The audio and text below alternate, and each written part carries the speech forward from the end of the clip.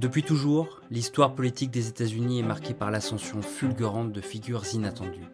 Mais rares sont ceux qui, en l'espace de quelques années, passent du statut d'écrivain et commentateur politique à celui du numéro 2 du pays le plus puissant du monde.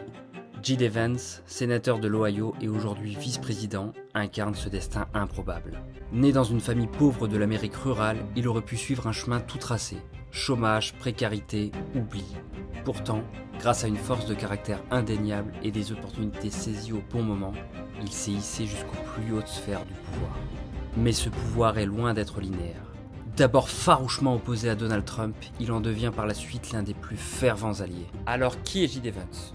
Comment son enfance a-t-il forgé son regard sur l'Amérique ? Comment est-il passé du monde de l'élite universitaire à celui de la politique nationale ? Et que signifie réellement son ascension pour l'avenir des États-Unis ? C'est ce que nous allons découvrir dans cette série en 3 épisodes.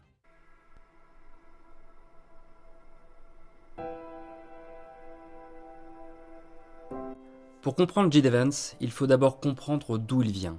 L'Ohio, et plus précisément Middleton, est une ville typique de la Rust Belt. Cette région industrielle du Midwest qui a prospéré grâce à l'industrie sidérurgique et manufacturière au XXe siècle.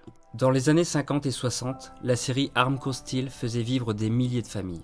Un emploi dans cette usine, c'était la garantie d'un salaire décent, d'une maison et d'une vie stable pour ses enfants. Mais dans les années 80 et 90, tout bouscule. La mondialisation et l'automatisation entraînent des licenciements massifs. La classe ouvrière s'effondre, la pauvreté s'installe et avec elle, la crise des opioïdes. J.D. Vance naît en 1984 au cœur de ce chaos. Sa mère, Bev Vance, lutte contre une dépendance aux drogues et enchaîne les relations instables. Son père biologique, absent de sa vie, laisse un vide immense.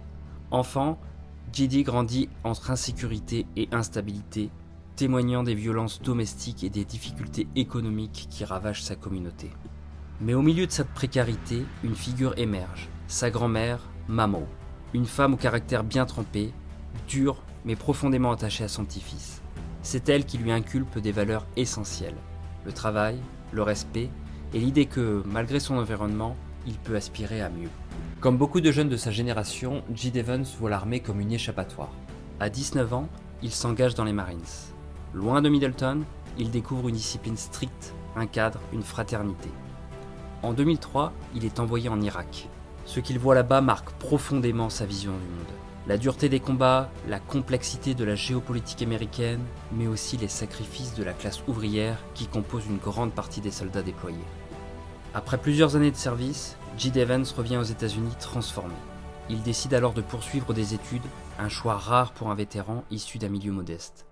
Grâce à un mélange de travail acharné et de bourse, il est accepté dans l'une des universités les plus prestigieuses du pays, Yale. À Yale, J.D. découvre un tout autre monde. Il est entouré d'enfants de la haute bourgeoisie, de futurs politiciens et dirigeants d'entreprises. Pour la première fois, il prend conscience du fossé gigantesque entre son monde d'origine et celui des élites. Ce choc social et culturel alimente sa réflexion sur l'Amérique. En 2016, il publie Hillbilly Elegy, un livre autobiographique qui raconte son parcours.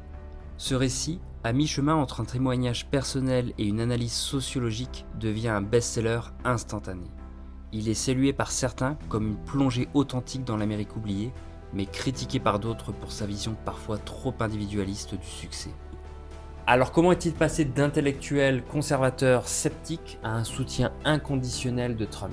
Comment est-il entré en politique ? Et comment est-il devenu sénateur puis vice-président des États-Unis ? C'est ce que nous verrons dans le prochain épisode.